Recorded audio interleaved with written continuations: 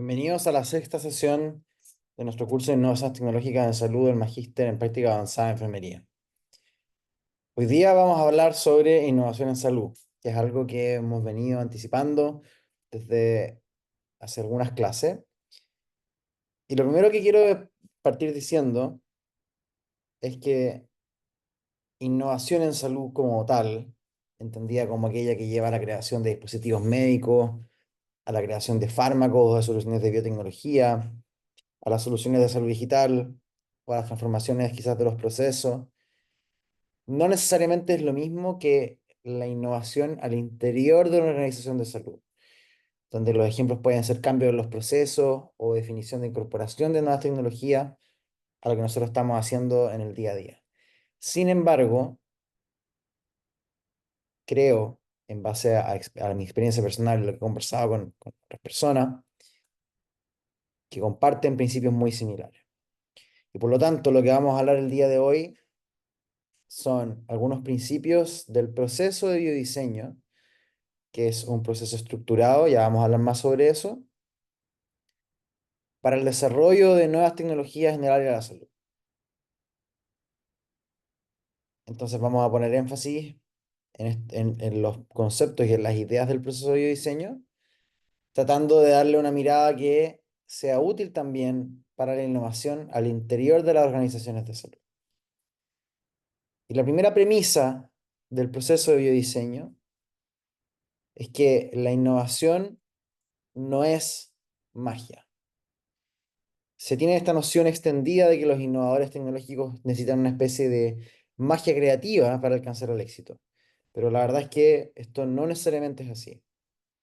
Biodiseño o biodesign se diseñó y se estableció bajo la premisa de que la innovación es un proceso que se puede aprender, que se puede ejercitar y se puede perfeccionar. Que como todas las cosas requieren harto trabajo, que demanda tiempo y precisa probablemente la colaboración de un grupo multidisciplinario, pero no se basa en la inspiración o en la magia. Y desde el año 2000 han desarrollado, pulido y potenciado una metodología para la innovación en salud, a la que se le ha llamado el proceso de innovación en biodiseño biodesign. Entonces, la innovación en salud puede ser enseñada, puede ser aprendida y puede ser exitosamente traducida en el desarrollo de tecnologías aplicables al mundo real para atender necesidades clínicas no resueltas. Pero esto no es solamente una cosa teórica. Desde el inicio del Fellowship de Biodiseño, a principios de los años 2000, a la fecha, este gráfico está actualizado ya en la nueva versión de este año, el centro reporta más de 13 millones de pacientes que han sido beneficiados por tecnologías inventadas durante el proceso de entrenamiento en biodiseño y que se ha traducido en más de 56 compañías creadas por distintos egresados de estos programas y que incluyen compañías que desarrollan dispositivos médicos, que desarrollan soluciones de biotecnología y soluciones de salud digital. Y esto no es solamente el impacto positivo en la vida de los pacientes, sino también desde el punto de vista de innovación y sostenibilidad financiera. Estos emprendedores en conjunto han recaudado más de 1.200 millones de dólares en financiamiento, lo cual demuestra la confianza y la credibilidad que han cultivado en el sector de los dispositivos médicos, además de la creación de más de 2.000 empleos a tiempo completo. De estas compañías, el 85% siguen activas, mientras que el 19% han sido adquiridas. Han sido compradas al fondo por compañías más grandes que tienen capacidad de distribución de estas soluciones. Es decir, una de estas empresas inventa un nuevo dispositivo médico para resolver un problema y luego viene una compañía grande, una compañía que le llamamos estratégica, como Johnson Johnson, por nombrar alguna, como Medtronic, que tienen grandes canales de distribución, que tienen grandes fuerzas de venta, que pueden tomar esta tecnología nueva que ya está validada por la FDA, por ejemplo, y que ya está demostrada su efectividad, y escalarla para que pacientes a nivel mundial puedan tener acceso y beneficiarse de esta tecnología. Por lo tanto, el objetivo de mostrar esta primera parte es que no es solo algo que se enseña y que es teórico, sino que tiene una traducción en la vida real y que hay múltiples compañías y productos diseñados a partir de la aplicación de esta metodología que vamos a conversar el día de hoy. Y que en el fondo ha sido el foco de lo que yo he estado trabajando en los últimos 2 años en mi formación como Fellow de Innovación en Biodiseño. Antes de continuar, no puedo dejar de mencionar algunas de las razones que explican el éxito de esta iniciativa, que personalmente pienso son fundamentales respecto a la forma de trabajar y que en el caso, por ejemplo, del centro, hablan sobre una clara misión donde el objetivo central es avanzar los resultados de salud y la equidad en salud a través de la educación en innovación, de la traslación de la innovación a la clínica y del desarrollo de políticas. Esto también es súper importante, que las políticas públicas muchas veces pueden ser habilitadoras o bloqueadoras de estas innovaciones. Entonces, los valores que definen el trabajo que se realiza en el centro tienen que ver sobre la colaboración, sobre la empatía, la integridad, la diversidad, la innovación y el liderazgo. Y están presentes en todo lo que se realiza en el centro y son centrales a lo que vamos a discutir el día de hoy.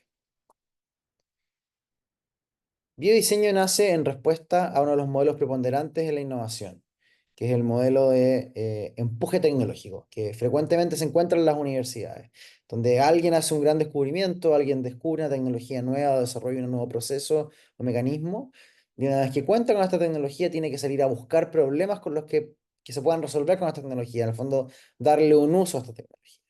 Y aunque este modelo ha producido tecnologías importantes en muchas industrias, no solo en salud, no es necesariamente el más eficiente en el área de la salud. Sin embargo, es como bien preponderante, por ejemplo, en áreas como la salud digital, donde con frecuencia se busca implementar tecnologías recientemente implementadas, por ejemplo, los modelos de lenguaje, solo por el potencial que estos modelos pueden tener, pero no necesariamente porque haya surgido de una necesidad no resuelta. Ahora, el problema con estos modelos de innovación impulsada por tecnología es que no siempre funcionan, ya que lograr que una idea se pueda implementar en el área de la salud toma mucho tiempo, mucho dinero y hay muchos riesgos los cuales uno se enfrenta cuando está desarrollando una tecnología que no son necesariamente evidentes al inicio del proceso. Y por lo tanto, mientras más tiempo uno invierta entendiendo la necesidad y haciendo lo que llaman aquí, que es el pool de necesidad, es decir, que sea la necesidad la que sea la madre de la invención y no al revés, más probable es que ese proyecto tenga éxito. Y por lo tanto, de aquí surge una de las ideas centrales de esta sesión, que es la idea de convertirse en un experto en la necesidad que nos está tratando de resolver antes de empezar a inventar nada.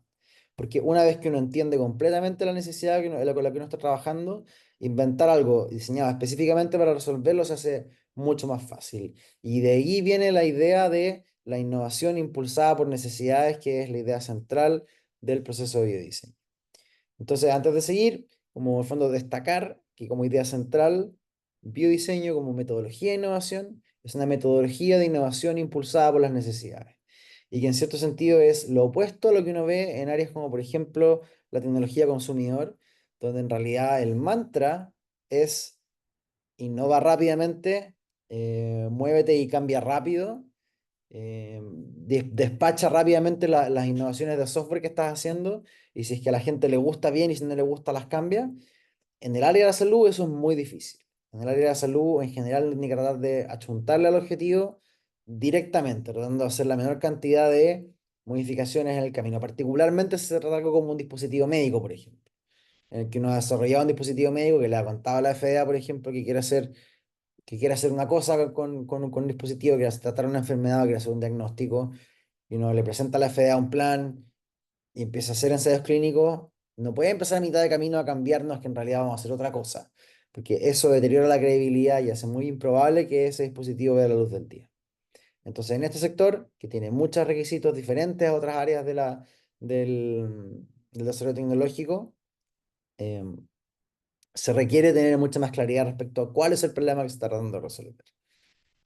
En el fondo, lo que ocurre aquí es que el usuario no es el usuario de un iPhone. En el fondo, Apple, cuando crea un dispositivo de esto, tiene que hacer un dispositivo que le guste al cliente y que convenza al cliente de pagarlo, porque al final la persona es la que se convence de usarlo, es la que lo paga y es la que lo usa.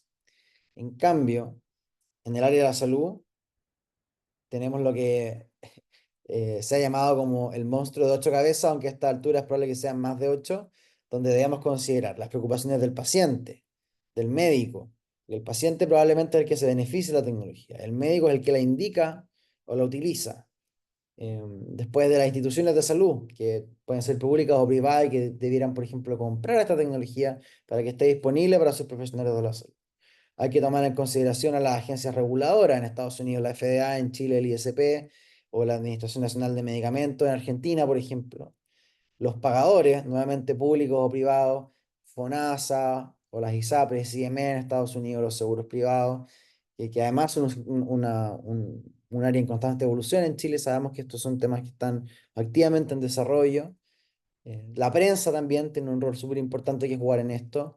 Los gobiernos, los ministerios de salud, entre otras cosas.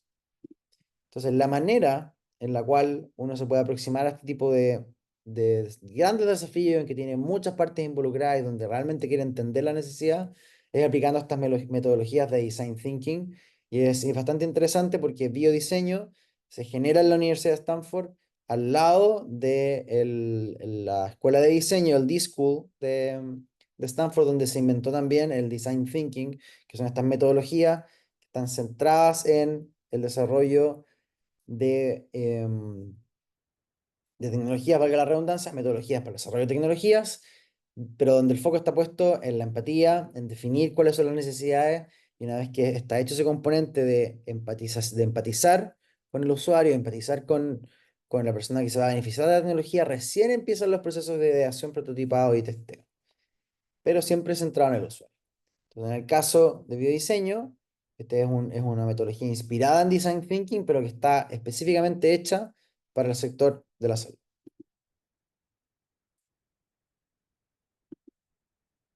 Y para poder enfrentar esta gran complejidad que ya hemos descrito, es que está este proceso que ya tiene más de 20 años desde que ha sido en sus primeras iteraciones y que está bastante probado por lo que les comentaba al principio de que hay todas estas compañías de personas que han seguido este proceso y que les ha ido bien haciéndolo y han logrado hacer un cambio positivo en el mundo a través de la implementación de tecnología.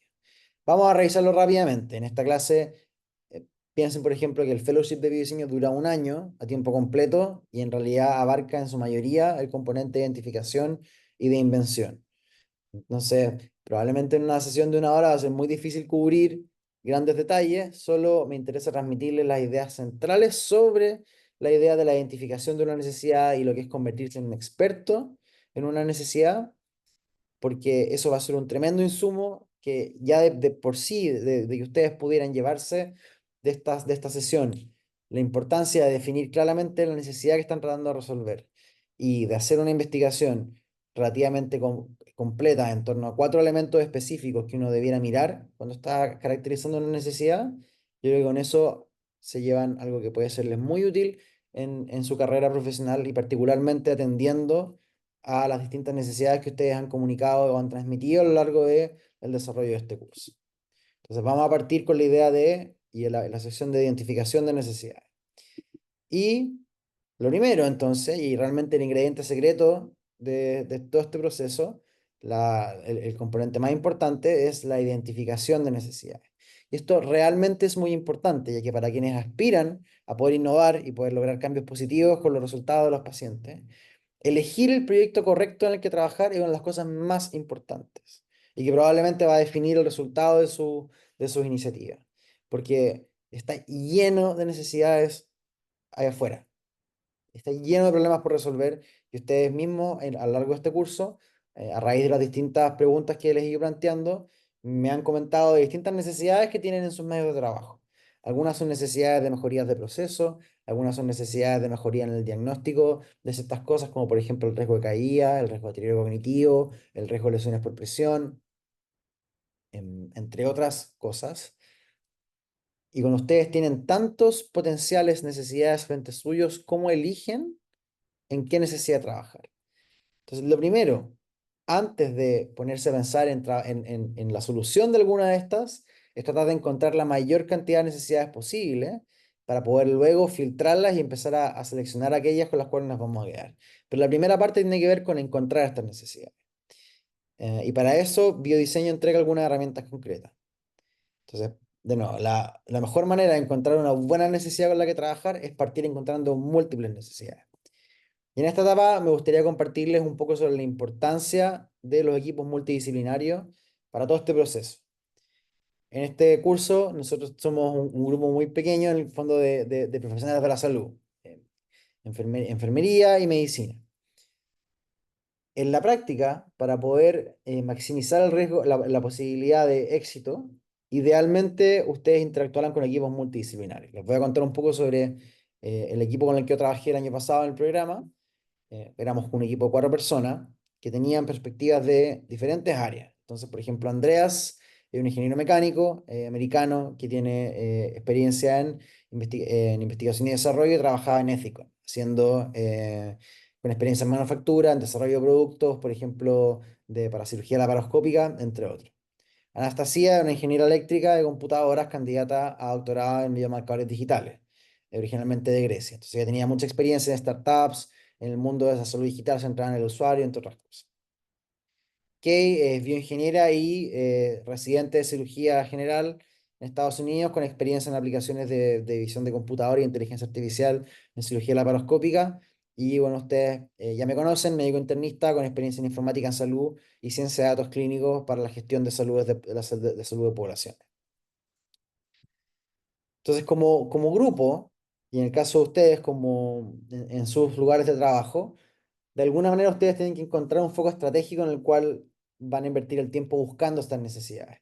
Y este foco estratégico puede estar informado por múltiples cosas, como cuál es su misión personal, cuáles son sus aspiraciones, qué es lo que los define como individuos, qué cosas los motivan, pues es un componente importante. También cuáles son sus fortalezas y debilidades en términos de cuáles son las áreas que manejan bien.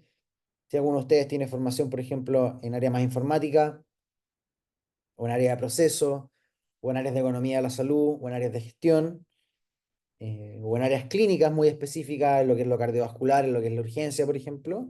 Esas son fortalezas y también pueden ser debilidades que tienen que tomar en consideración al tratar de armar equipo. Por ejemplo, si ustedes tienen debilidades en la parte de evaluación, digamos, de economía de la salud, tratar de buscar a alguien en el equipo que tenga, por ejemplo, una formación de MBA o que tenga una formación de ingeniería comercial que les pueda ayudar a contrarrestar o a darle esa visión adicional. Lo otro son las áreas de oportunidad, que puede ser donde trabajan, si trabajan en una urgencia como algunos de ustedes, o trabajan en una UCI como algunos de ustedes, cuáles son sus áreas de interés, qué datos tienen a su disposición, entre otras cosas. Y eso les va a dar finalmente un área en la cual se pueden empezar a enfocar y pueden empezar a buscar necesidades en esa área. El mecanismo por el cual biodiseño propone el encontrar estas necesidades es a través de la observación, es decir, lo que ellos llaman inmersión clínica, que en la práctica nosotros, por ejemplo, fuimos a un hospital durante un mes solo a mirar en el área de oncología. Y esto implica observación pasiva de la atención de pacientes, implica las entrevistas a los pacientes, a los profesionales de la salud, a los profesionales de enfermería, a los técnicos, y en el fondo observación en la consulta ambulatoria, en el servicio de medicina, en la unidad de paciente crítico, los pabellones quirúrgicos, y allí uno empieza a poder mirar y empieza a poder darse cuenta cuando aparecen frustraciones, cuando hay problemas en los procesos, cuando los resultados no son óptimos, cuando los pacientes tienen dolor, si uno tiene la suerte de tener acceso, por ejemplo, a bases de datos, dónde, en qué componente del proceso los gastos son excesivos respecto a otras áreas de los procesos. Y esto les va a permitir empezar a encontrar lugares donde pueden encontrar estas necesidades. Nosotros, por ejemplo, del mes que estuvimos, encontramos 243 necesidades que organizamos una tabla, entonces teníamos por cada fila una observación y a raíz de esas observaciones, de esas 243 observaciones, pasamos de una observación concreta, por ejemplo, de haber visto una cirugía laparoscópica o una cirugía abierta. Pues recuerdo un ejemplo súper puntual en el que vimos una cirugía abierta y en el que nos llamó mucho la atención la forma en la cual se definían los bordes quirúrgicos de un órgano. De esa observación se puede pasar a una necesidad.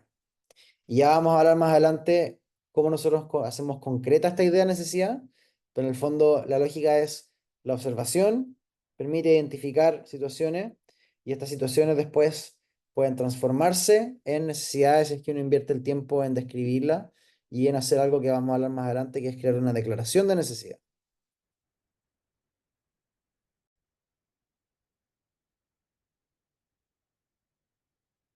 Y la pregunta que yo creo que probablemente ustedes se deben estar haciendo es ¿por qué sería necesario hacer observación para encontrar necesidades? Y hay varios motivos. Lo primero es evitar sesgo, porque si ustedes van y le preguntan a los profesionales de la salud cuáles son las grandes necesidades no resueltas de sus áreas, les van a decir las cosas que ellos creen que son las necesidades más importantes, pero muchas veces en el área de salud nosotros normalizamos ciertas cosas. Estamos acostumbrados a que las cosas se hacen de una manera y por tanto somos ciegos a ciertos problemas y a ciertas ineficiencias que no podemos ver por un componente dogmático, porque siempre se ha hecho así, porque me enseñaron que se hacía de esta manera, o porque ya he asumido y aceptado que la realidad es así y no hay una solución que lo pueda hacer. Entonces, claro, este cómic muestra esta noción de que en el fondo, em, si uno revisa un texto de cirugía, la forma en la cual se definen las cosas da la sensación de que todo estuviera resuelto ya. Sin embargo, cuando uno va a mirar, empieza a encontrar estas situaciones que escapan a lo que uno esperaría como algo óptimo o ideal. Y lo otro es que los puntos de vista son diferentes. Cada persona tiene una perspectiva distinta y a veces el hecho de estar en una situación y poder observar un fenómeno, un desencuentro, una situación en que, por ejemplo, los profesionales de la salud opinan algo distinto, discuten, puede ser el punto de partida que puede llevar a encontrar un insight em, o, o una nueva manera, una forma diferente de pensar en torno a un problema. Entonces yo les contaba antes esto de los bordes. Nosotros fuimos a ver una cirugía de hígado en el hospital y durante el proceso de resección de un tumor hepático empezaron a conversar los cirujanos respecto hasta dónde hacer la ablación del hígado. Y la conversación era más o menos en términos de un poquito más, un poquito menos, a ver, déjame ver con el ecógrafo cuánto más, no, dale, quememos un poquito más, saquemos un poquito más de hígado. Y como médico para mí fue para mí no me generó gran ruido en el fondo ver eso, porque uno sabe que muchas veces es difícil hacer una cosa precisa, tan precisa a ese nivel de decir, hasta ahí nomás ya perfecto, por ejemplo, en base a haber visto un escáner antes de la cirugía. Pero mi compañero, que estaba en ese momento conmigo, tanto las dos ingenieras, o sea, la ingeniera y el ingeniero que estaban en mi grupo que vimos esta situación, ambos han sido entrenados en la ingeniería a tener resultados y niveles de precisión, pero nanométricos. Entonces, para ellos era una cosa inconcebible el hecho de que no hubiese claridad absoluta de hasta dónde era correcto hacer la resección. Y lo interesante, como les mencionaba antes, que al finalizar este procedimiento quirúrgico, nosotros conversamos con los profesionales de la salud que estuvieron involucrados y les preguntamos, de forma de no cejarlo, que si es que habían identificado ellos alguna necesidad no resuelta durante el proceso quirúrgico, o si había algo que ellos tenían con lo que tenían particularmente frustración. Y la respuesta que dieron fue: pucha, sí, la verdad es que los pedales con los que hacemos la ablación son incómodos, sería mejor si, por ejemplo, el pedal pudiera hacer tal o cual cosa. O sea, demostrando esta idea que les comenté antes de que cuando uno está muy metido en un tema, ya no ve ciertas cosas y asume y acepta ciertas cosas que son subóptimas como parte de cómo es la realidad. Entonces ahora vamos a pasar a específicamente hablar de cómo se crean las necesidades. Entonces nosotros tenemos observaciones, que en el caso suyo son las observaciones probablemente que ustedes tienen en su trabajo, de trabajar retradamente y encontrar estos problemas. Y lo que hablamos a hablar ahora es sobre el concepto de la declaración de necesidad o need statement, que son frases que tienen una construcción muy específica que busca encapsular lo que conocemos sobre el problema. En concreto, esta estructura específica es lo que ustedes ven en la diapositiva. Es una frase que tiene tres componentes y que se lee más o menos así. Una manera de, ahí va el problema, en una población específica, de manera de obtener un resultado o un outcome. Así que, no sé, para dar un ejemplo, una manera rápida de diagnosticar, sí, entonces diagnóstico rápido es el problema, pacientes con lesiones cutáneas en la población, de manera de acelerar el tiempo al tratamiento como resultado. Esa es una declaración de necesidad. No es necesariamente una buena declaración de necesidad, pero al menos cumple con la definición y con los criterios, digamos, mínimos, que son que hay un problema mencionado en la declaración de necesidad, hay una población designada en la declaración de necesidad y hay un outcome esperado en la declaración de necesidad. Veámoslo con más detalle. Como les decía, la declaración de necesidad es un componente crítico en este proceso de innovación impulsado por necesidades. Y nuevamente, define el problema, la población a la cual le va a resolver el problema y cuál es el resultado que una solución obtendría si es que tratara ese problema en esa población.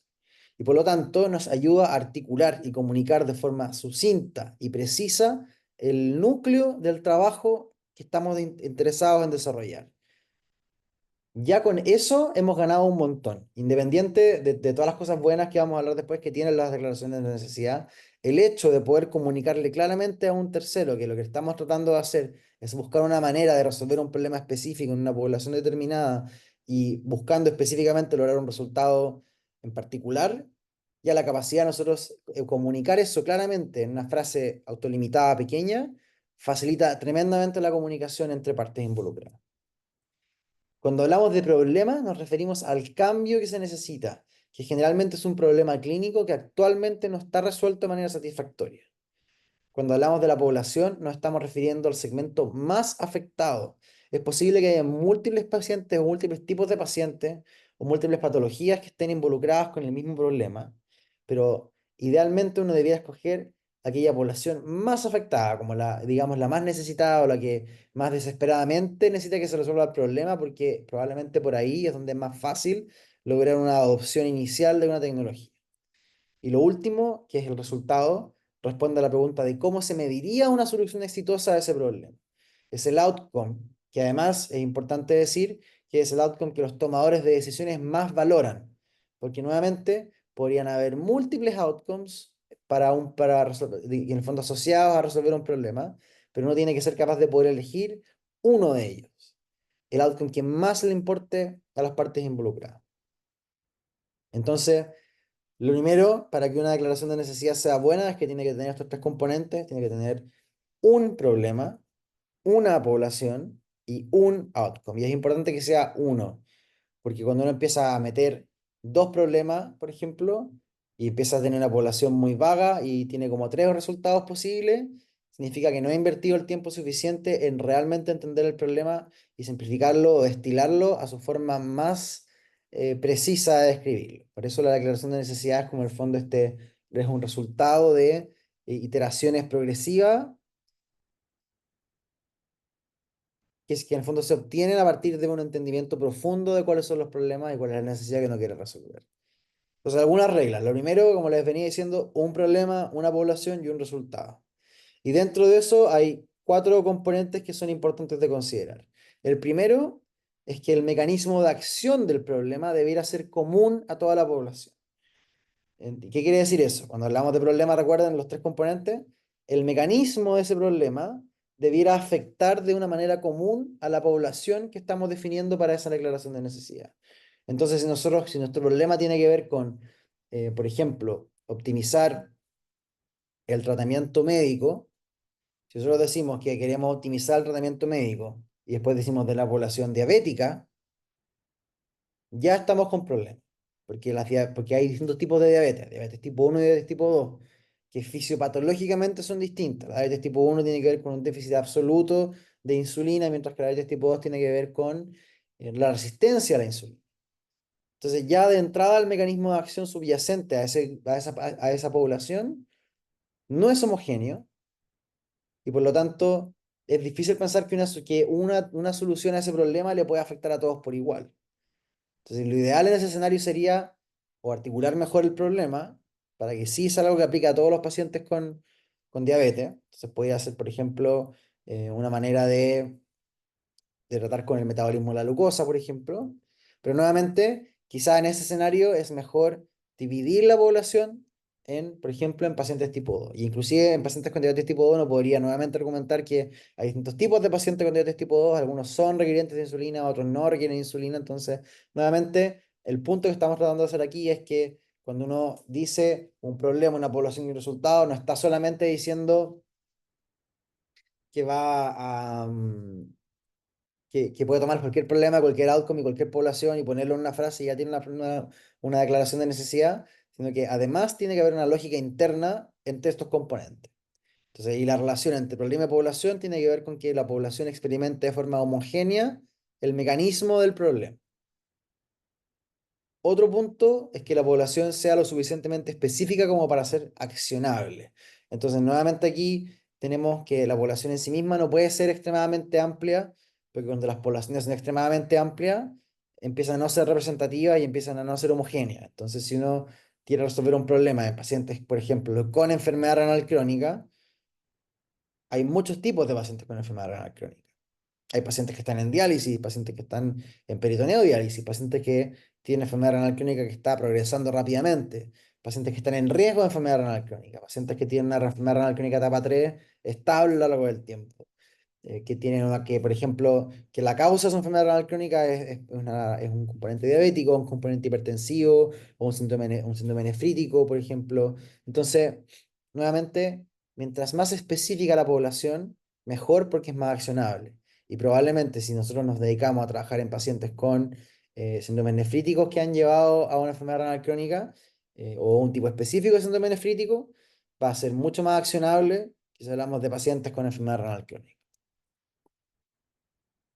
Lo tercero es que tiene que haber una relación causal entre el problema que estamos tratando de resolver y el resultado de solucionar el problema. Suena un poco obvio, pero cuando ustedes traten de armar sus declaraciones de necesidad en la actividad de esta semana, van a ver que por más que las cosas suenen obvias o suenen lógicas, en la práctica no siempre lo son. Entonces, recordemos que el outcome o el resultado es la forma en que vamos a medir una solución exitosa y que tiene que ser un outcome que sea idealmente el más valorado por las partes involucradas. Entonces, tiene que haber una relación causal entre el problema y el resultado. Un ejemplo clásico de esto es cuando la gente plantea declaraciones de necesidad en las que habla de una mejor manera de hacer un diagnóstico de una condición y el outcome es aumentar la tasa de tratamiento, por ejemplo. Entonces dicen, necesitamos una mejor manera de detectar el cáncer de pulmón en estadios precoces, en pacientes con, digamos, no sé, tabaquismo con un IPA sobre 20, de manera de aumentar la tasa de tratamiento en etapa 1. Esa es una declaración de necesidad que nuestro grupo inclusive estuvimos trabajando en algún momento. ¿Cómo podríamos nosotros aumentar la tasa diagnóstica en estadios precoces de un cáncer para que aumente la tasa de tratamiento? Y en realidad si bien hay una relación lógica entre el problema y el resultado, el hecho en sí mismo de hacer un diagnóstico en etapa 1 no necesariamente significa que el paciente va a recibir tratamiento. No es obligatorio. El paciente puede recibir un diagnóstico de etapa 1 y, por ejemplo, el médico puede ver eso y puede decir, no me queda claro por qué le salió positivo este test, yo no veo ninguna masa en el escáner, que esto es algo que está pasando en algunas de las nuevas tecnologías que hacen diagnósticos a través de ADN tumoral circulante, en que, por ejemplo, uno hace un examen de sangre, hay una marca comercial en Estados Unidos que lo está haciendo, y que dice, tienes en la sangre dando vuelta a ADN que probablemente puede corresponder a un cáncer de páncreas. Te hacen un escáner de abdomen y no hay ninguna lesión. Te hacen un PET-CT, no se ve ninguna marca, ninguna zona hipermetabólica en el abdomen, en el páncreas. Y en el fondo tienes un test que te dice que probablemente tienes un cáncer de páncreas, pero no hay ninguna evidencia, ningún otro examen, no hay una biopsia que se pueda hacer que pueda mostrar los tipos de células. Y en el fondo eso, ¿qué se hace con eso? Empezamos a hacer el escáner al paciente cada 3 meses, cada 6 meses, hasta que aparezca una lesión biopsiable.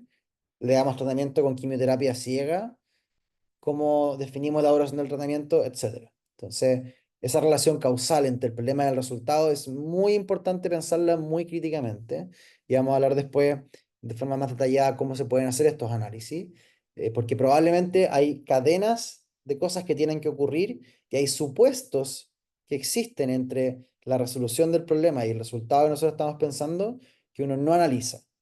Y si uno no se da el tiempo de hacer ese análisis, entonces es muy posible que construya una declaración de necesidad que se lea bonita, pero que no sea accionable. Y un cuarto componente que es importante es que el resultado debe ser medible objetivamente. Es decir, los resultados no pueden ser cosas como genéricas o muy abstractas, sino que deben ser lo más objetivos y medibles posible. Entonces aquí hay una tabla con algunos ejemplos de como un resultado así como genérico o poco claro se puede hacer más tangible. Entonces, por ejemplo, cuando hablan de queremos hacer algo para aumentar la seguridad del paciente. Bueno, ¿qué significa la seguridad del paciente? Significa eventos adversos. Em, ¿Qué significa la mejora de la productividad, por ejemplo, del médico? Puede ser tiempo de pabellón. Entonces, tratar de que sea un outcome objetivo y medible. Particularmente, en este caso, pensando como en el mundo médico, uno siempre trata de hacer comparaciones y siempre piensa que eventualmente con una tecnología va a haber que hacer un ensayo clínico comparando el status quo con una nueva intervención.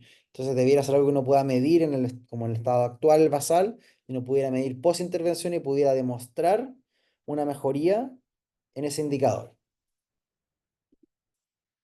Entonces, primero que sea objetivamente medible y segundo que pueda ser medido en un plazo razonable.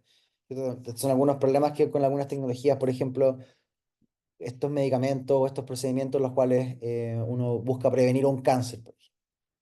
Pero el tiempo en que se demora en aparecer un cáncer desde la intervención pueden ser 5, pueden ser 10 años. Entonces es insostenible hacer un ensayo clínico durante 10 años tratando pensando de que uno va a ver, de que en el fondo uno va a poder medir el efecto de la prevención en 10 años.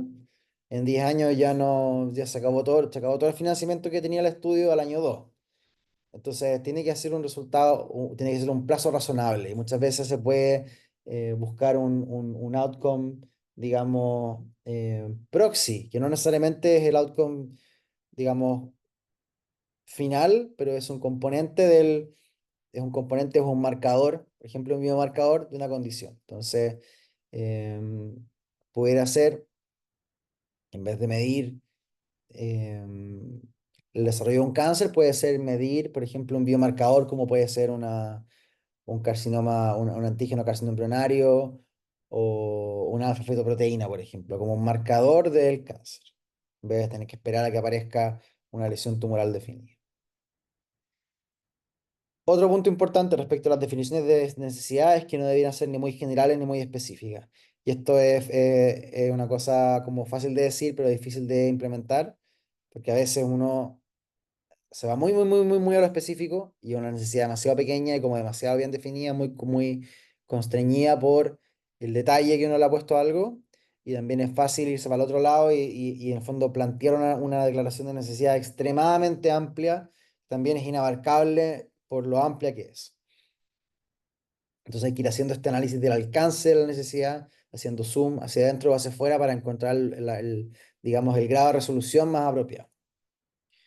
Lo tercero es no atraparse en la práctica actual. Es muy también frecuente que las declaraciones de necesidad estén planteadas con negativos, por ejemplo, con negativos en torno a los problemas que tienen las soluciones actuales.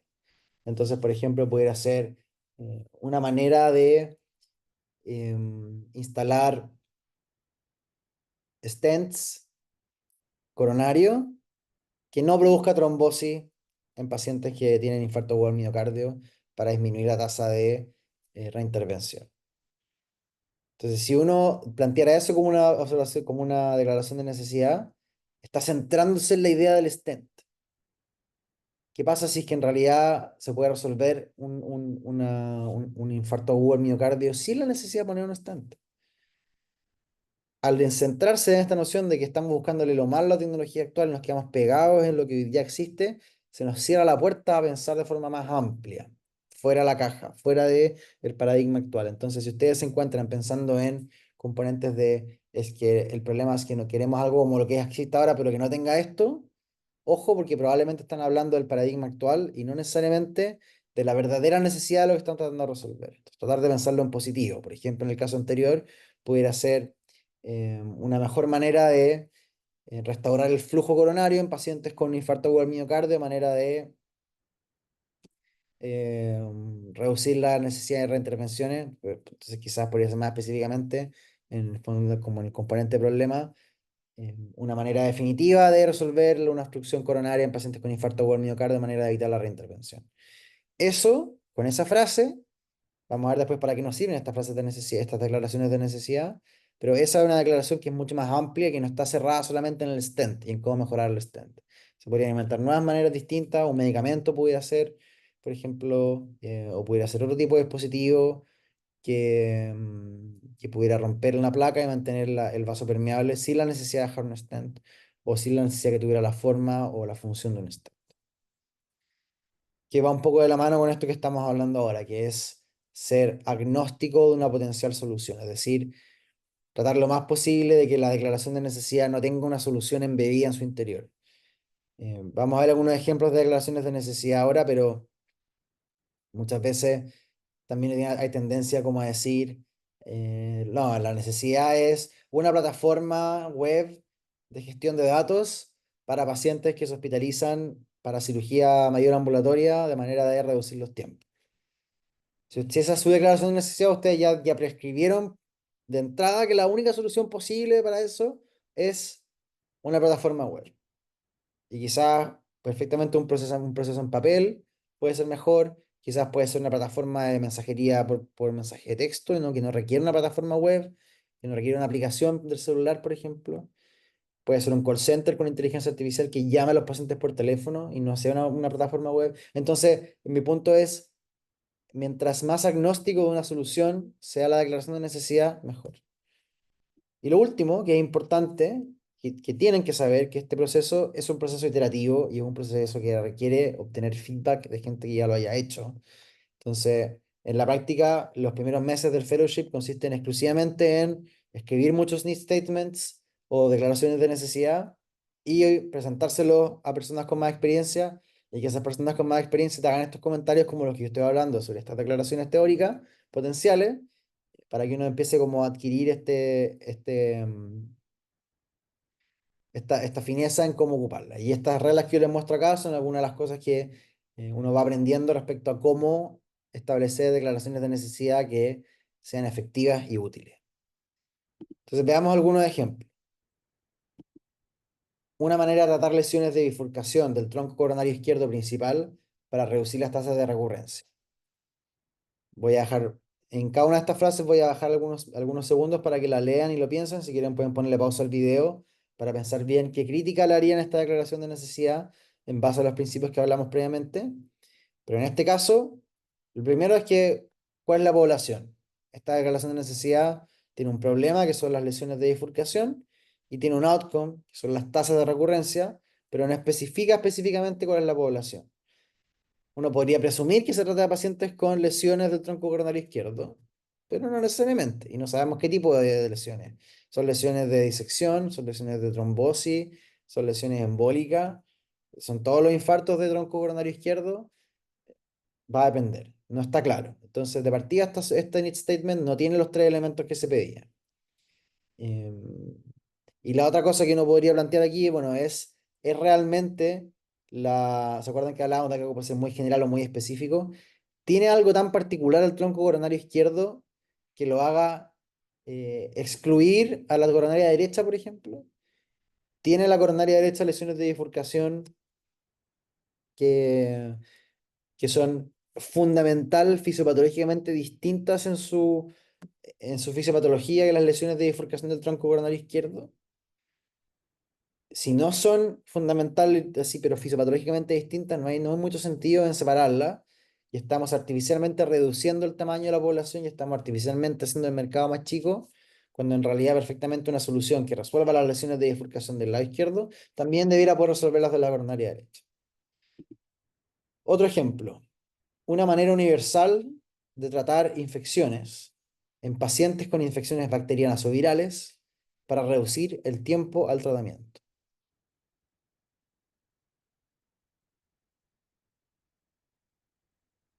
Aquí hay varios comentarios. Primero es, ¿qué significa tratar una infección? ¿A qué se refiere eso? ¿Se refiere a un tratamiento antibiótico? ¿Se refiere a un antimicrobiano? ¿Qué significa tratar una infección? Ese problema es un problema que no está definido correctamente. Siempre pregúntense qué significa algo. Entonces, ¿qué significa tratar una infección? ¿Significa reducir la carga bacteriana? ¿Significa reducir las sintomatologías asociadas al problema? ¿Significa que se basa la fiebre? ¿Significa disminuir la inflamación sistémica? ¿Qué significa tratar una infección? Lo segundo es que esa población de pacientes con infecciones bacterianas y virales es extremadamente amplia. De partida son dos poblaciones, la bacteriana y la viral, pero en realidad eso es una evaluación todavía superficial porque dentro de infecciones bacterianas hay muchísimos tipos de infecciones bacterianas, gram positivas, gram negativas, con bacteremia, sin bacteremia, con absceso, en qué órgano está la infección, en infección cutánea, respiratoria, pulmonar, del riñón, la pielonefritis. Entonces, claramente aquí esto le falta trabajo en el fondo de definir qué sería cuál es la población real en la cual quieren trabajar, quieren hacer este tratamiento de, no, tratamiento de infecciones. Y lo último, para reducir el tiempo al tratamiento, si nosotros descubrimos, supongamos que la primera parte está buena y que efectivamente el objetivo del problema es que no hay una manera universal de hacerlo y que todas las infecciones bacterianas y virales requieren medicamentos distintos y eso es muy difícil y por tanto la gente se demora mucho en dar tratamiento. Si nosotros encontráramos una manera universal de tratar infecciones, ¿qué hace pensar que eso va a reducir el tiempo del tratamiento? Quizás el problema realmente está en el proceso de diagnóstico y no tanto en la selección del tratamiento. Entonces aquí ustedes pueden ver que la persona que escribió esta declaración de necesidad asumió que en realidad el tiempo al tratamiento está influenciado por la falta de una manera universal de tratar infecciones, pero no necesariamente es así. Quizás el tiempo de tratamiento, el problema está, por ejemplo, que un clásico, por ejemplo, en el servicio de urgencia, el tema de la detección de la sepsis, de cuánto nos demoramos en la detección de la sepsis, de cuáles son las maneras, por ejemplo, de implementar algoritmos em, fáciles de implementar, rápidos de implementar, que puedan levantar alertas de sospecha de sepsis. Y quizás eso, una mejor manera de identificar la sepsis de manera temprana en pacientes que se presentan indiferenciadamente con fiebre al servicio de urgencia para reducir el tiempo del inicio de tratamiento antibiótico. Esa podría ser una declaración de necesidad mucho más específica en la cual el problema, que sería la detección detección precoz de la sepsis y el tiempo del tratamiento, en el servicio de urgencia específicamente, sí pudieran estar relacionados causalmente entre sí en base a los puntos que estábamos hablando previamente. Otro ejemplo, una manera de cubrir un implante protésico para disminuir las infecciones en pacientes con implantes de cadera para disminuir las cirugías de reemplazo. Y aquí, nuevamente, si quieren poner pausa antes de que mencione cuáles son los problemas con esta frase, con esta declaración de necesidad, lo primero es que aquí hay una solución claramente embedida en esta frase de necesidad, que es la noción de cómo cubrir un implante protésico para disminuir las infecciones. O sea, inmediatamente estamos descartando todas las otras maneras de resolver el problema de las infecciones de implantes de cadera que requieren cirugía de reemplazo eh, y la única solución viable con esta declaración de necesidad es cubrir el implante protésico con algo. Y por lo tanto, estamos partiendo de entrada con una declaración de necesidad que nos está restringiendo a un tipo de tecnología específica. Por lo tanto, esta no es una buena declaración de necesidad. Otra declaración con problemas, esta es una manera de realizar estudios de sueño y evaluaciones del paciente en su domicilio para pacientes pediátricos con apnea del sueño, de manera de obtener resultados más precisos. Aquí hay varios problemas en esta declaración de necesidad. Lo primero es que hay dos problemas, valga la redundancia. El componente problema tiene dos componentes. Uno es estudio de sueño y el segundo es una evaluación del paciente. Entonces aquí, en una declaración de necesidad, la palabra y la palabra o generalmente traen problemas. Ahí tendría que dar de evitar y. Entonces, una de ellas. Lo segundo es que habla de pacientes pediátricos con apnea del sueño. ¿Qué es un paciente pediátrico? Un paciente pediátrico puede ser un recién nacido, puede ser un niño de 3 años, puede ser un preescolar, puede ser un escolar, puede ser un adolescente. Y claramente son poblaciones distintas, que tienen anatomías diferentes, que tienen fisiologías diferentes, que tienen, en el caso de los niños más grandes, que tienen comportamientos diferentes, que tienen preferencias distintas, y por lo tanto una misma solución que pudiera ser un diagnóstico de SAO en un recién nacido, o en un lactante, o en un preescolar, puede no tener la misma aceptación o puede no funcionar en un adolescente, por múltiples razones. Y lo último acá a comentar es que qué significa obtener resultados más precisos, cuál es el resultado más preciso que se quiere obtener y es realmente este el resultado que estamos buscando o en realidad se trata de otra cosa a consecuencia de los resultados. Esta última es una versión mejorada de la versión anterior en que si ustedes ven en realidad el problema es el diagnóstico de la apnea obstructiva del sueño. La población aquí está acotada en niños más grandes, y no solamente en niños más grandes, sino que en niños con síntomas moderados a severos, potencialmente de apnea obstructiva del sueño. Y aquí el outcome este es un outcome súper bonito, que es reducir el número de tonsilectomías innecesarias. Entonces, si se hacen buenos diagnósticos de apnea obstructiva del sueño, podría disminuirse el número de tonsilectomías necesarias y ahí hay una conexión clarísima entre el problema de diagnóstico y la solución, que son estas tonsilectomías innecesarias en estos pacientes.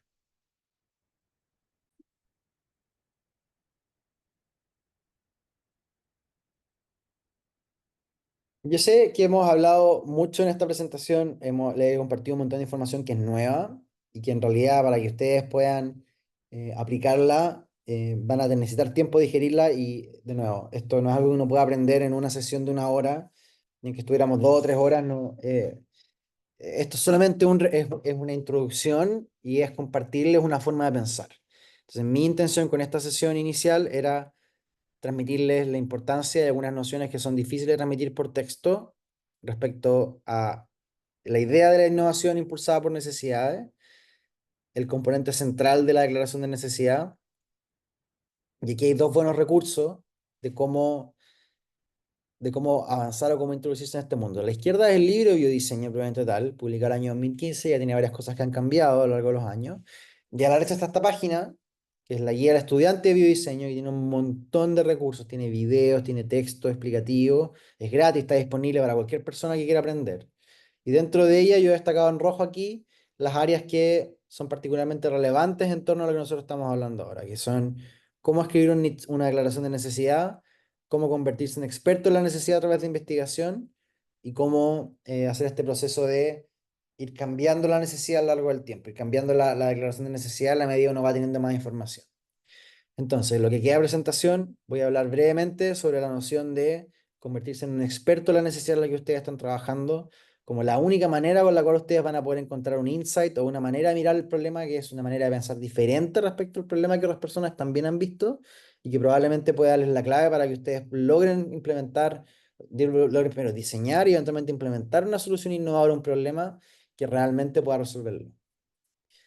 Entonces, continuando con este proceso, una vez que uno tiene una frase de necesidad desarrollada, pasa en los 4 pilares de lo que es la investigación propiamente tal de la necesidad, que son los fundamentos de la enfermedad, las soluciones existentes al problema, el análisis de partes involucradas o stakeholders y el análisis de mercado. Entonces aquí empezamos a pasar a la segunda fase, que es la fase de filtrado de necesidades. Nosotros hemos creado múltiples necesidades y una vez que tenemos muchas, ¿cómo hacemos para elegir una? Empezamos a estudiar progresivamente, de a poco, cada vez más de estas 4 áreas, y en la medida vamos entendiendo más sobre nuestras necesidades, vamos dándonos cuenta, por ejemplo, que en realidad es un tema, es un área en el que no se sabe mucho, entonces es difícil que puedan haber soluciones si es que no se entiende cómo funciona el problema de salud, por ejemplo, o podemos darnos cuenta que en realidad el mercado es muy chico y se hace muy difícil poder desarrollar algo para esa necesidad en comparación con otra necesidad que tiene un mercado que hace más atractivo, por ejemplo, de obtener inversión, que permita fomentar el desarrollo de una solución en esa área, entre otras cosas. Y aquí están los 4 componentes. Entonces, al centro está nuestra declaración de necesidad con un problema, una población y un outcome. Y son 4 componentes que se relacionan con nuestra necesidad. Y que yo ahora voy a ver de manera somera, superficial, de nuevo para entregarles una noción.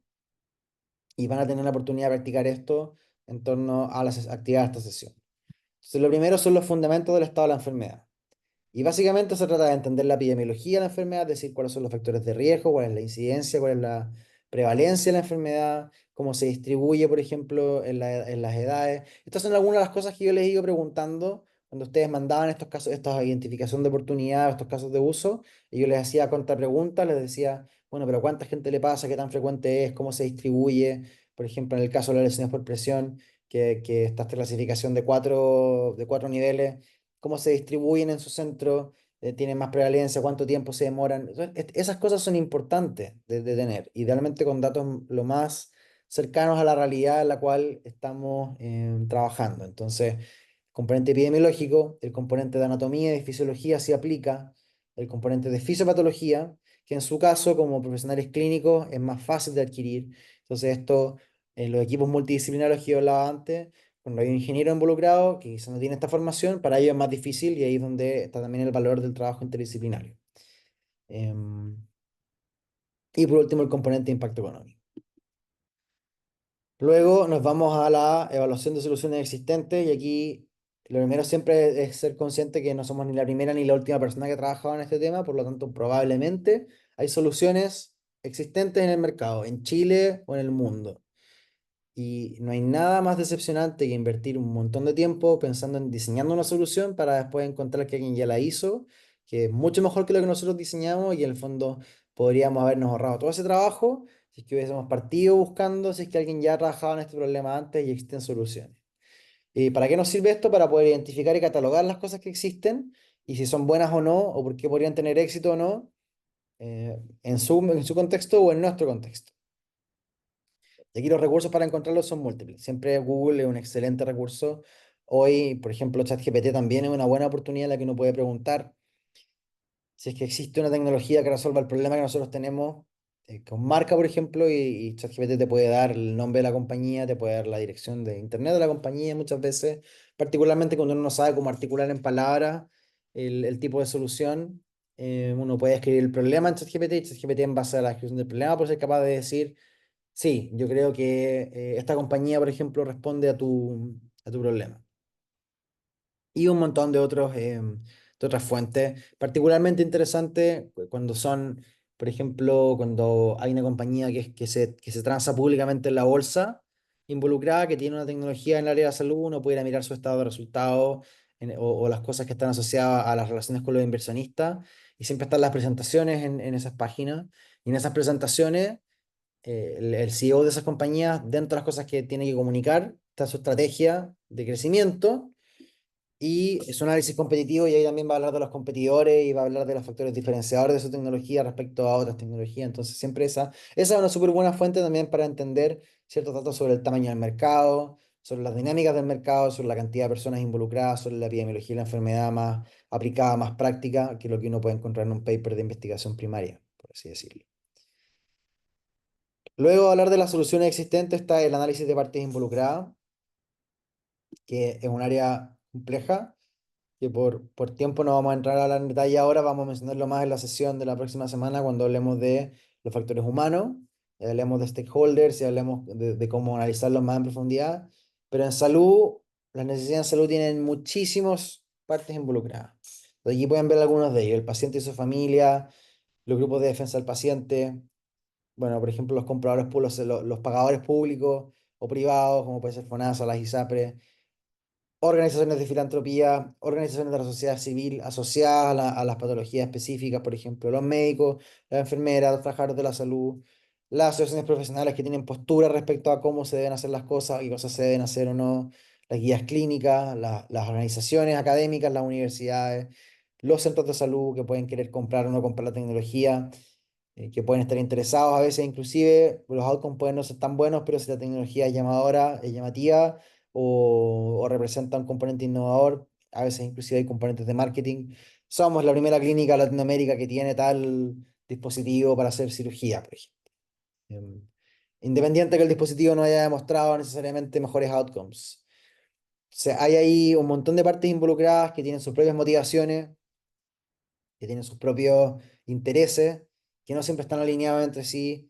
El profesional de la salud, el médico, si tiene incentivos de remuneración en torno a realizar procedimientos, probablemente no va a estar muy motivado por una nueva solución tecnológica que le haga gastar más tiempo por caso y que por tanto reduzca su potencial de generar ingresos, porque termina habiendo menos casos por hora, por ejemplo.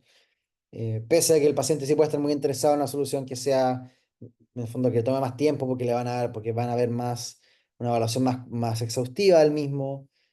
También probablemente el componente de organización de digamos, la clínica o el hospital tampoco va a estar muy feliz si la solución tecnológica nueva es marginalmente mejor, pero hace que el médico se demore el doble, porque también va a producir menos, va a generar menos ingresos como organización, van a incrementar sus listas de espera. Entonces, todas estas partes involucradas tienen intereses que no necesariamente se alinean y uno tiene que ser súper consciente de cómo la necesidad que uno está tratando de resolver impacta a estas partes involucradas o stakeholders de distintas maneras para asegurarse que la solución que uno va a diseñar realmente esté alineada con todos, porque dentro de estos múltiples partes involucradas hay uno que es el tomador de decisión.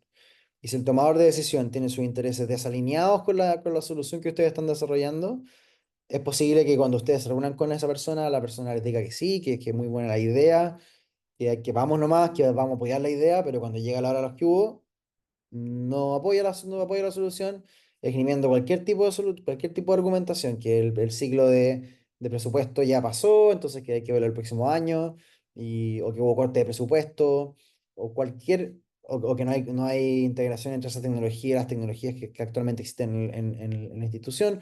Entonces, es súper importante anteponerse a este tipo de cosas para que no nos ocurra que por no comprender profundamente las partes involucradas y sus intereses, y cómo estos intereses se alinean o no, estemos dejando de lado un tomar de decisión o una parte involucrada importante que pueda tener un efecto muy significativo en el potencial éxito de nuestra innovación. Y el último es el análisis de mercado, que en el fondo queda fuera de esta clase porque en sí mismo es un tema muy grande, pero vamos a hablar específicamente del análisis al menos del tamaño del mercado o el tamaño de la oportunidad, ni siquiera necesariamente el tamaño del mercado, en términos de cuánto es el costo total, por ejemplo, de la patología o del área de necesidad que hoy día existe. Lo vamos a ver más adelante.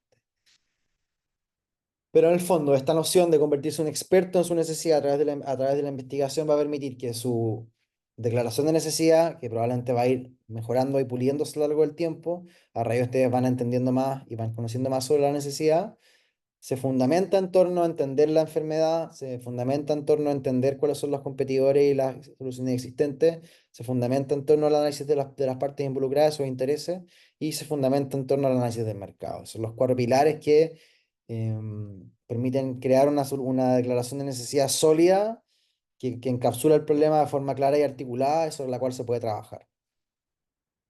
Se puede trabajar en las siguientes fases del proceso de biodiseño. Cuando uno ya tiene una declaración de necesidad muy sólida, respaldada con investigación, respaldada con entrevistas de expertos, en que uno ya sabe que realmente entendió el problema, después inventar una solución para ese problema es bastante más fácil porque se hace todo el brainstorming y todo el desarrollo de pensar las soluciones en torno a esa frase. Lo que me queda por comentarles es que cada uno de los componentes de la declaración de necesidad, uno puede hacer este proceso de hacer zoom o hacer zoom out o de moverse a lo largo de un espectro. Entonces, por ejemplo, en el caso de los problemas, uno se puede mover en el espectro del ciclo de cuidado. Entonces, generalmente estas son las fases que las declaraciones de necesidad cubren en lo que son necesidades asociadas al tratamiento de los pacientes.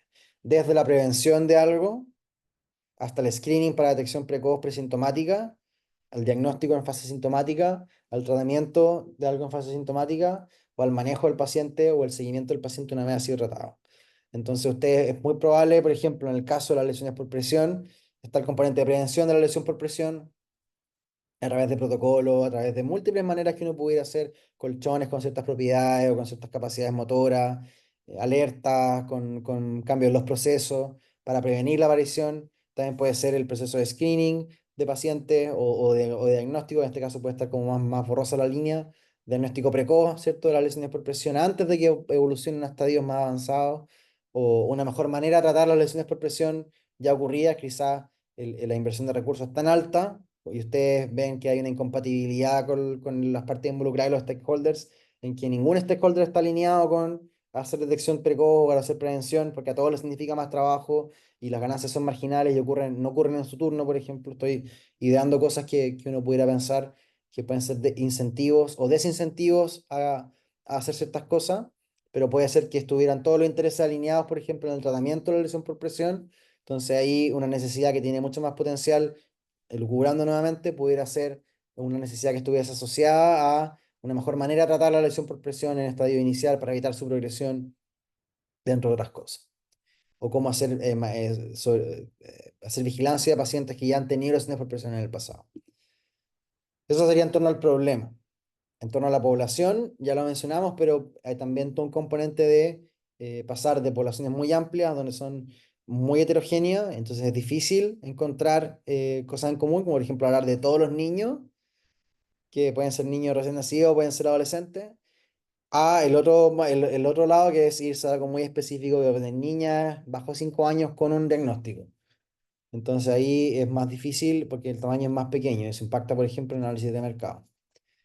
Y lo último es el outcome, que también los outcomes pueden ser outcomes extremadamente importantes para los pacientes, como la mortalidad o las consecuencias adversas mayores, a cosas de mucha comillas menor importancia, como puede ser la comodidad del profesional de la salud. O sea, un outcome potencial pudiera ser em, medido a través de la satisfacción del usuario. Una manera más cómoda de lo que le había contado antes sobre el elemento de ablación del hígado, una manera más cómoda de hacer la ablación del hígado porque el pedal era medio incómodo. Ese podría ser un outcome como que está en el otro lado del espectro en términos de impacto a la calidad de vida del paciente o impacto al paciente, en términos de outcome. Entonces aquí lo que esta diapositiva muestra en resumen es su frase de necesidad se sustenta en torno a estos cuatro pilares y su conocimiento de estos cuatro pilares va a hacer que más fácil que ustedes puedan ir moviendo y ir haciendo una iteración respecto a su necesidad detectada en términos de el problema y cómo el problema se ubica en el ciclo del cuidado de la población respecto al potencial tamaño de esta población, más general o más específico, y el tipo de resultado que están buscando impactar. Y con esto ya nos acercamos al final de la presentación. Lo que les voy a mostrar ahora es un componente práctico de cómo se puede hacer toda esta investigación. Dentro de los recursos disponibles que el centro pone a disposición de forma gratuita, está esta hoja de trabajo de investigación de necesidad, que básicamente tiene los elementos que hablamos antes, pero están súper estructurados. Entonces, ¿cuáles son las cosas que hay que mirar en una evaluación de fundamentos de la enfermedad? La demografía del paciente típico, la incidencia, la prevalencia, otras cosas. De las soluciones emergentes y existentes, la descripción, cómo funciona, cuánto cuestan, cuáles son sus fortalezas y debilidades. En el análisis de partes involucradas, quiénes son los stakeholders, qué tipos son influenciadores, son tomadores de decisiones, qué razones tienen para estar a favor y qué razones tienen para estar en contra de la resolución de la necesidad, ojo, no de una tecnología específica, sino que de resolver el problema y cuál es el interés neto de esa parte involucrada. Y de análisis de mercado, que lo que yo les decía antes, muy conciso, tamaño de la población, costo promedio, potencial tamaño del mercado, que en realidad eso no necesariamente puede ser el tamaño del mercado, puede ser sino que el costo o la carga financiera que esa enfermedad representa hoy día. O sea, por ejemplo, si vamos a hablar de las fracturas de cadera y la hospitalización promedio con la prótesis y todo cuesta 10 y son 10 pacientes al año, el burden o la carga total serían 100, 10 por 10. Entonces es bueno que se haga este proceso de cuantificación y también entender quién se lleva el costo. Se lo lleva al asegurador, se lo lleva al hospital, se lo lleva al paciente, dentro de las cosas que están en esta hojita. Entonces, este recurso es muy importante para esta parte del proceso, porque en el fondo los orienta a en qué fijarse, para que no se para, en el fondo, para mantenerse ordenado de qué es cuáles son las preguntas mínimas que hay que ser capaz de poder responder en torno a la necesidad para poder decir con relativa confianza que uno la entiende. Y con eso, en el fondo, habiendo hecho este proceso, en teoría, si uno siguiera el proceso de diseño al pie de la letra, en el fondo como alguien que se declara como un innovador o que tiene intenciones de generar innovación en salud, va a haber encontrado múltiples necesidades. Nosotros, yo les conté, nuestro equipo encontró cerca de 200 necesidades. Entonces, de forma progresiva se va haciendo esta investigación en torno a las 200 necesidades. Se van definiendo criterios con los cuales uno puede irlas filtrando y diciendo como, si esta es una enfermedad que es muy poco frecuente, no la voy a revisar. Entonces, si resulta que la epidemiología cae bajo un número, la incidencia, esa necesidad se desprioriza en torno a otras necesidades que afectan a más personas. Después otro criterio puede ser el tamaño del mercado. El tamaño del mercado muy pequeño, es muy difícil poder concitar interés de inversionistas para poder levantar capital, para poder hacer un desarrollo. Entonces también se van a despriorizar esas necesidades que tienen tamaños de mercado pequeño, por decir algo. Entonces de esa manera es posible filtrar y de múltiples necesidades llegar a estas poquitas necesidades que ya entendemos muy bien porque a lo largo de este proceso de filtrado hemos ido aprendiendo más sobre ella y de esa manera llegamos a un entendimiento profundo de unas pocas necesidades con las cuales podemos avanzar a la fase de invención, que sería la fase en rojo. Pero antes de la fase de invención, quiero hablar sobre un último componente, que esto es una introducción, esto no lo vamos a hacer en las actividades de desarrollo esta semana, que son los criterios de necesidad. Una vez que ustedes han definido una necesidad claramente, con una declaración de necesidad, viene un segundo componente que es hacer una lista de cuáles son los requerimientos que cualquier solución efectiva para esa necesidad debe cumplir para uno poder decir convincentemente esta solución satisface la necesidad no resuelta que yo declaré en esta declaración de necesidad. Entonces son una lista de cosas que sí o sí una solución debe tener y una lista de cosas que una solución sería ideal que tuviera, pero que si no las tiene no son en el fondo no hacen imposible que se pueda implementar esta solución. Y generalmente son cosas de eficacia, de usabilidad, de seguridad y de costo. Es decir, qué tan buena tiene que ser la solución, qué tan fácil de usar tiene que ser o cuánto tiempo debe tomar su uso, qué tan segura es en términos de eventos adversos, por ejemplo, o cuánto es lo máximo tolerable que pueda tener de eventos adversos, de falsos positivos o falsos negativos, y cuál es el costo máximo que puede tener sobre el cual es inimplementable aunque funcione, porque nadie está dispuesto a pagar sobre un determinado valor. Entonces, aquí hay un ejemplo. Si esta sería una declaración de necesidad, una manera de diagnosticar rápidamente pacientes con lesiones cutáneas para acelerar el tiempo del tratamiento, que en base a lo que conversamos antes no es una declaración de necesidad, digamos, perfecta, pero para efectos del ejercicio, esa sería la declaración de necesidad y se crea esta tabla con los criterios de necesidad. Entonces, una solución que cumpla con con esa declaración de necesidad tiene que demorarse menos de 10 minutos, point of care, que lo hablamos en la sesión de medicina personalizada, lo que significa point of care. Tiene que ser sensible y específica sobre esos números. No puede costar más de $190 porque actualmente el reembolso por la biopsia son $190, entonces no puede ser más cara que la biopsia. Y tiene que ser portable, por ejemplo. Si cumple esas cosas, uno diría, esa es una solución que satisface esta necesidad. Pero como les digo, no vamos a hablar de eso en esta sesión. Pero cuando uno tiene una declaración de necesidad y tiene los criterios de necesidad claros, puede pasar a la fase de inversión, de invención, en la cual empieza la parte más entretenida, porque esta es la parte en realidad que uno más piensa cuando uno piensa, imagina la innovación, como los mapas mentales, los post-its. Aquí estamos trabajando con el equipo, en el fondo, pensando en cómo resolver uno de los problemas que hemos identificado. Pero nuevamente aquí pasa lo mismo, en que para una necesidad se crean muchísimos conceptos y luego esos conceptos se filtran, pero ahora por otros parámetros. Ya no hablamos de los fundamentos de la enfermedad, ni del tamaño del mercado, ni las partes involucradas, sino que cuando hacemos filtro de los conceptos pensamos en qué tan fácil o difícil tiene la propiedad intelectual, qué tan difícil es la vía regulatoria, si es que va a requerir, si es que un dispositivo clase 2 o clase 3, cómo se va a reembolsar, cuál es el modelo de negocios que podría tener y cuál es la factibilidad técnica. Y en base a eso, uno de las múltiples ideas que se le ocurren de cómo resolver un problema, empieza a decir, bueno, esta es una buena idea, pero no tiene modelo de negocios viable. Es imposible crear una empresa que pueda generar este producto que se pueda mantener en el tiempo. Entonces, no lo vamos a hacer porque esa manera específica de resolver el problema es inviable. O esta otra idea, que es una idea muy loca, no hay manera técnica de hacerlo funcionar, así que no la vamos a seguir investigando. O esta idea, en realidad, hay 5 compañías que tienen patente en este espacio que bloquean un desarrollo nuevo de esta tecnología. Y solo por efectos de completitud, cuando uno ya tiene un concepto, pasa a la fase de implementación, que es lo que estamos haciendo en este momento con mi equipo. Nosotros nos extendimos un año después o sea, nos extendimos después del primer año para seguir avanzando en uno de los conceptos que desarrollamos para una necesidad específica. Nosotros estamos trabajando en una mejor manera de remover el líquido intersticial excesivo en pacientes con linfedema secundario a cáncer de mama para disminuir el volumen de la extremidad. Esa es nuestra definición de necesidad, declaración de necesidad.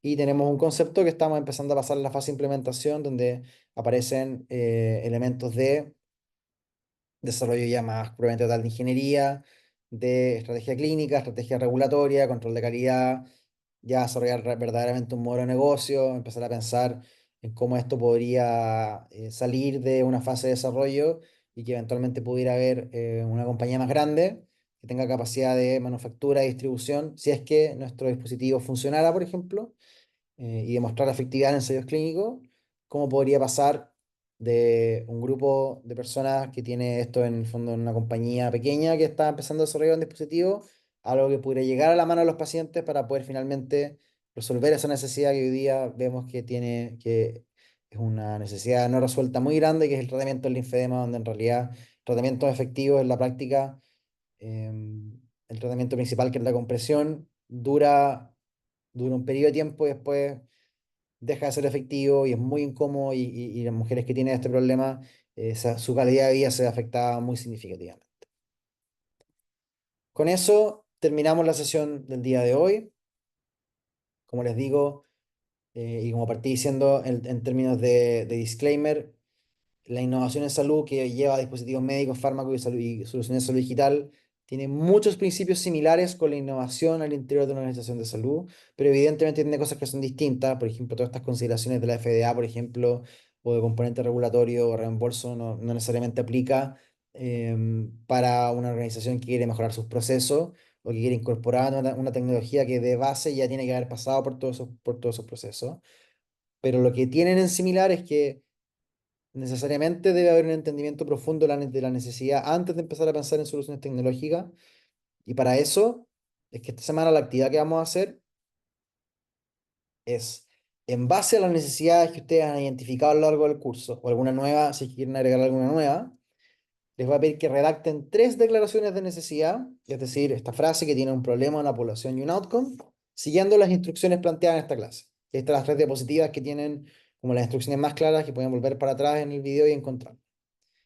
De las declaraciones de necesidad redactadas, elegir una de ellas, en base a interés personal o en base a algún criterio, elegir una de las 3 y completar la hoja de trabajo de investigación de necesidad, que va a ir adjunta y que está disponible en línea, en el fondo gratuitamente, en el sitio del estudiante de biodiseño, que básicamente es cuáles son las observaciones que llevaron a esa necesidad, la declaración de necesidad actual, preguntas que aún falta por responder, y luego los 4 componentes con los espacios. ¿Cuál es la demografía típica de los pacientes afectados? ¿Cuál es la incidencia y prevalencia? Condiciones relacionadas a la condición actual. ¿En qué impacta a los pacientes? Una cosa de calidad, de nuevo. Es una cosa de comodidad, una cosa de síntomas leves, una cosa de síntomas graves, una cosa de potencial disabilidad o una cosa que puede matar al paciente. ¿Cuál es la fisiopatología? ¿Y cuál es el impacto económico en general? Aquí, obviamente, el grado de profundidad debiera ser lo suficiente como para entender el tema, pero por favor no inviertan demasiado tiempo en esto porque es un ejercicio en el fondo no es necesario que pongan 20 referencias bibliográficas ni mucho menos. Idealmente si encuentran un paper interesante que habla sobre esto, citarlo, que no, la idea no es desde el punto de vista como ya de la honestidad académica, pero también desde la lógica de que ustedes probablemente en algún momento tienen que redactar algo si quieren hacer una propuesta de una innovación y les va a servir tener la referencia más. Luego lo mismo para las soluciones emergentes, que esto es probablemente aquí un componente más de búsqueda. En Google, como les decía, pueden probar con uso de modelos de lenguaje como ChatGPT para buscar, pueden preguntar a sus compañeros, a sus colegas, y son qué soluciones son, cómo funcionan, cuánto cuestan, cuáles son sus fortalezas y sus debilidades. Luego viene el componente de análisis de partes involucradas, quiénes son, qué tipos son tomadores de decisiones o son influenciadores solamente de la decisión, qué razones tienen para aceptar una solución a la necesidad detectada, qué razones tienen para resistirse y cuál es su interés neto. Y por último, el tamaño del mercado, donde es tamaño de la población, que eso sale de la epidemiología, costo promedio, que eso sale de las soluciones existentes, total tamaño posible, que es la multiplicación de esas 2 cosas. ¿Quién se lleva el principal costo del tratamiento actualmente? ¿Quién lo paga? Lo paga de nuevo el hospital, lo paga FONASA y SAPRE o lo paga el paciente de bolsillo. ¿Y qué es lo que el cliente o el paciente, o dependiendo de quién sea, si es el paciente, si es el profesional de salud, si es el administrador del hospital, más comillas desea en una solución nueva? Esos serían los componentes de la guía de investigación de necesidad.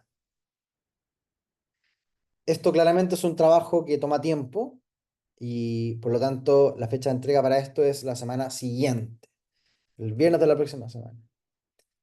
Y es importante que le pongan énfasis a esta actividad porque la evaluación final de la asignatura va a ser este mismo trabajo con algunos componentes adicionales que les voy a dar en la última sesión y integrando el feedback que van a recibir en torno a esta actividad. Por lo tanto, la actividad formativa 7 va a ser algo relativamente superficial y que probablemente va a complementar a esto, porque el grueso de lo que va quedando en este curso es empezar a pensar en cómo implementar innovación en sus lugares de trabajo y esta metodología espero que les pueda ser útil para eso.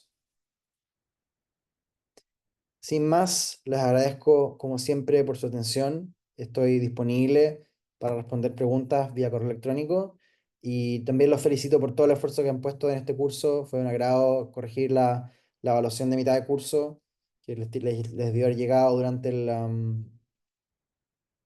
semana pasada, fin de semana pasado. Y les pido por favor si pueden contestar la encuesta de satisfacción de mitad de curso, que en realidad es para saber si es que hay algo adicional que pueda ayudar, que pueda en el fondo ofrecer para que esto sea aún más útil para ustedes. Que estén muy bien, nos vemos la próxima semana.